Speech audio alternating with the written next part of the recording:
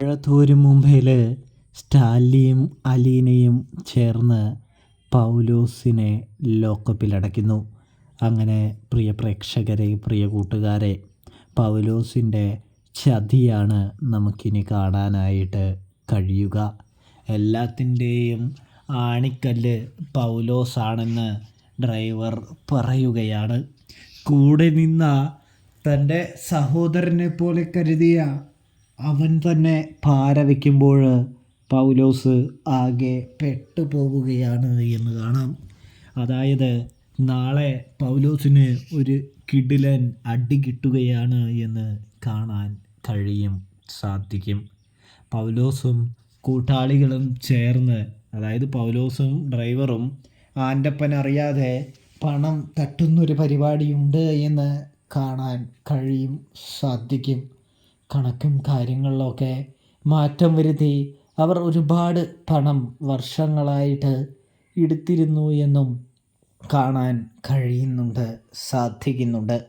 ഇതേ സമയം അത് ആൻ്റപ്പന് പോലും അറിയില്ല. ആൻ്റപ്പൻ അവരെ വിശ്വസിച്ചുകൊണ്ട് പൈസയും കാര്യങ്ങളൊക്കെ കൊടുക്കും. അത് സാധനങ്ങൾ മേടിക്കും എന്ന് പറഞ്ഞ് ബാക്കി ബില്ല് കൊടുക്കും. ആൻ്റപ്പൻ പോലും ബില്ല് ചെക്ക് ചെയ്യാറില്ല. ബില്ല് കൃത്യമായിട്ട് നമ്മുടെ സ്റ്റാലിൻ്റെ കൈകളിൽ ഏൽപ്പിച്ചിരിക്കുകയാണ് ചെയ്തിരുന്നത്.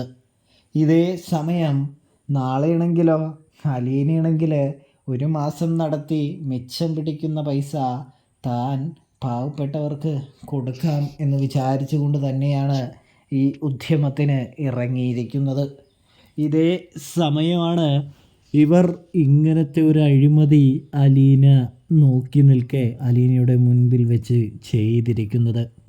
അതായത് സാധനങ്ങളുടെ ലിസ്റ്റ് പ്രകാരം സാധനങ്ങളുടെ വില ഈടാക്കിയിട്ട് പകുതിയിൽ താഴെ സാധനങ്ങളെ കൊണ്ടുവന്നിട്ടുള്ളൂ എന്ന് തിരിച്ചറിയുന്ന അലീന, ഒരുപാട് വില ബില്ലിൽ ഇട്ടിട്ടുണ്ട് എന്ന് തിരിച്ചറിയുന്ന അലീന അവരോട് നേരെ ചോദിക്കുകയാണ്, ഇത് നിങ്ങളറിഞ്ഞിട്ടാണോ എന്ന്, നിങ്ങളും കൂടി അറിഞ്ഞാണോ ഈ ചതി പ്രവർത്തിക്കുന്നത് എന്ന് ചോദിക്കുന്നത് കാണാൻ കഴിയുന്നുണ്ട്.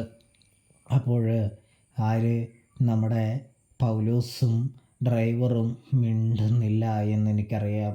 ഇതേ സമയം ആൻ്റപ്പനോട് ചോദിക്കുകയാണ്, ആൻ്റപ്പൻ ചേട്ടനല്ലേ പൈസ കൊടുക്കുന്നത്, ആൻ്റപ്പൻ ചേട്ടൻ എങ്ങനെയാണ് പൈസ കൊടുക്കുന്നതെന്ന് അലീന ചോദിക്കുകയാണ്.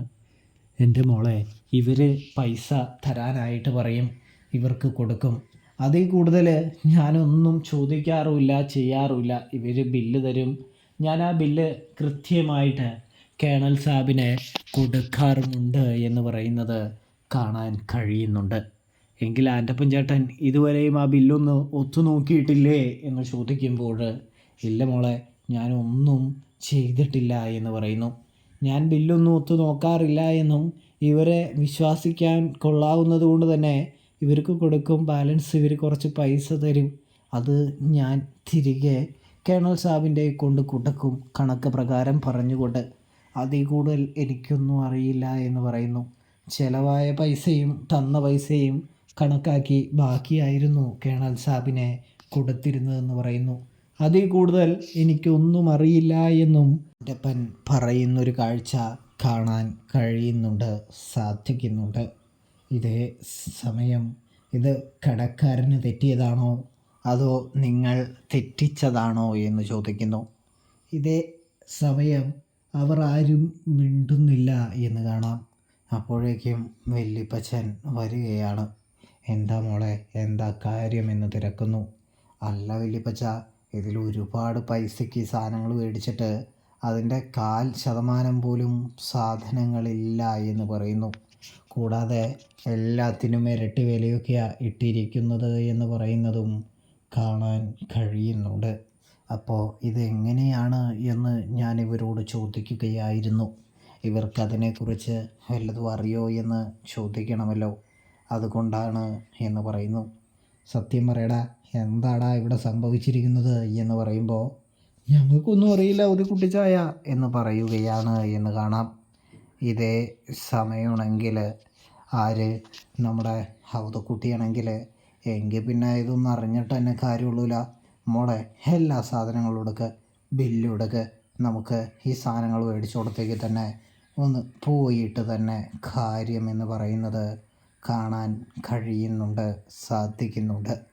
പോകുന്നതിന് മുമ്പ് അലീന ഒരു തവണ ഒരു തെറ്റുതിരുത്തൽ അവസരത്തിന് കൊടുക്കുന്നുണ്ട്. അവർ ആരും അത് സ്വീകരിക്കുന്നില്ല എന്ന് കാണാം. തുടർന്നാണെങ്കിൽ അലീന പറയുന്നുണ്ട്, ഗേറ്റ് കടന്നു കഴിഞ്ഞാൽ പിന്നെ ഞാൻ എന്ത് പറഞ്ഞാലും എന്ത് ചെയ്താലും എന്നോട് ഒന്നും പറഞ്ഞിട്ട് കാര്യമില്ല എന്ന് പറയുന്നു. അതിനു മുമ്പ് തന്നെ നമ്മുടെ പൗലോസ് സത്യം പറയുന്നു. എന്തിനു വേണ്ടിയാണ് പൗലോസേട്ടാ ഈ കള്ളത്തരം മൊത്തം കാണിക്കുന്നത്?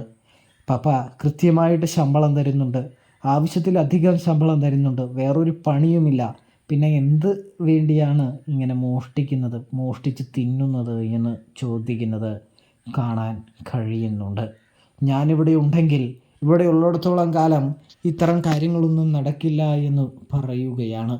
അല്ല, ഇതാദ്യമായിട്ടാണോ എന്ന് ചോദിക്കുന്നത് കാണാൻ കഴിയുന്നുണ്ട്. ഇതേ സമയമാണെങ്കിൽ പൗലോസാണെങ്കിൽ ആദ്യമായിട്ടാണ് എന്നിങ്ങനെ പറയാണ്. അപ്പോഴും അതിലൊരു ഉറപ്പില്ലാത്തത് കൊണ്ട് തന്നെ അലീന വീണ്ടും ചോദിക്കുകയാണെന്ന് കാണാം. കള്ളം പറഞ്ഞിട്ടൊന്നും കാര്യമില്ല എന്ന് പറയുന്നു. ഇതേ സമയം നിരവധി തവണ ചെയ്തിട്ടുണ്ട് എന്ന് പറയുന്നത് കാണാൻ കഴിയും. ഒടുവിൽ അലീനയാണെങ്കിൽ കഴിഞ്ഞ ഇവർ വന്നതിന് ശേഷമുള്ള കുറേ ബില്ലും കാര്യങ്ങളൊക്കെ നോക്കുമ്പോൾ അതിൽ നിന്നും ലക്ഷങ്ങൾ ഇവർ എടുത്തിട്ടുള്ള കാര്യം നമ്മുടെ അലീനയ്ക്ക് മനസ്സിലാകുന്നു. അലീനയാണെങ്കിൽ വല്യപ്പച്ചനോടും സ്റ്റാൻലി പപ്പയോടും മുന്നിൽ ഇവരെ നിർത്തിക്കൊണ്ട് തന്നെ കാര്യങ്ങൾ തെളിവ് സഹിതം പറയുമ്പോൾ സ്റ്റാൻലിക്കാണെങ്കിൽ അത് വിശ്വസിക്കാനായിട്ട് കഴിയുന്നില്ല. ഇവരങ്ങനെ ചെയ്യുമോ എന്ന് സ്റ്റാൻലി തന്നെ ഞെട്ടുകയാണ്. ഇവരിതല്ല, ഇതിനപ്പുറം ചെയ്യും. എൻ്റെ പൊന്നു ലാലിച്ച, നീ ഇവരെയൊക്കെയാണോ കണ്ണും പൂട്ടി വിശ്വസിച്ചത് എന്ന് പറയുമ്പോഴേക്കും ആൻ്റെ അപ്പം പറയുന്നുണ്ട്, എനിക്കൊന്നും അറിയില്ല, ഞാനൊന്നും അറിഞ്ഞിട്ടില്ല എന്ന് പറയുമ്പോൾ നീയും പഠിച്ച കള്ളനാണെന്ന് ഔതക്കുട്ടി പറയുന്നത് കാണാം. അപ്പോഴേക്കും ആൻ്റെ അപ്പൻ കാര്യം പറയുകയാണ്, ഞാനൊന്നും ചെയ്യാറില്ല എന്ന്. ഇതേ സമയം ഡ്രൈവർ പറയുന്നുണ്ട്, ഞാനും ഒന്നും എടുക്കാറില്ല, എല്ലാം പൗലോസേട്ടനാണ് എടുക്കുന്നതെന്ന്. ഇതേ സമയം പൗലോസ് ആകെ ഒറ്റപ്പെട്ടു പോവുകയാണ് എന്ന് കാണാം. അപ്പോഴാണെങ്കിൽ പൗലോസേ, എല്ലാം നീ ഒറ്റയ്ക്ക് ഏറ്റെടുത്തു അല്ലേ? എൻ്റെ മകൾ വന്നതുകൊണ്ട് നിനക്ക് എന്താണ് ഇത്ര ഇഷ്ടക്കേടെന്ന് ഞാൻ ആലോചിക്കുകയായിരുന്നു. കാര്യങ്ങൾ എനിക്കിപ്പോഴല്ലടാ മനസ്സിലായത്. എൻ്റെ പണം മൊത്തം നീ കട്ടെടുത്തു അല്ലേ? നിനക്കെതിരെ ഞാൻ കേസ് കൊടുക്കാൻ പോവുകയാണെന്ന് സ്റ്റാൻലി പറയുകയും പോലീസിനെ പണം മോഷ്ടിച്ചതിന് കേസ് ഹാൻഡിൽ ചെയ്യുകയും ചെയ്യുന്ന ഒരു സ്റ്റാൻലി ഇതേ സമയം കേസ് കൊടുക്കല്ലേ സാറേ എന്ന് പറഞ്ഞുകൊണ്ട് തന്നെ, മോളെ ഒന്ന് രക്ഷിക്ക് എന്ന് പറഞ്ഞുകൊണ്ട് തന്നെ പൗലോസ് പൊട്ടിക്കരയുകയാണ് എന്ന് കാണാം. ഇതൊരു അപ്കമിങ് എപ്പിസോഡ് റിവ്യൂ ഇഷ്ടപ്പെട്ടാൽ സബ്സ്ക്രൈബ്.